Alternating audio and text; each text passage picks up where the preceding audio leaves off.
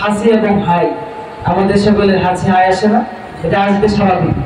তো এই হাসি হাই করার ক্ষেত্রে আমরা কিছু ত্রুটি রেখে দিই।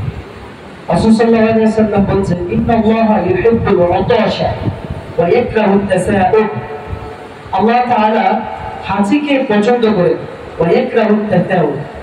আল্লাহ রব্বুল আলামিন হাইকে অপছন্দ করেন। হাই আসে না আমাদের, বুম বুম বাপ তুললে হাই আসে না, এই হাইকে আল্লাহ রব্বুল আলামিন অপছন্দ করেন এবং হাসিকে আল্লাহ রব্বুল আলামিন পছন্দ করেন।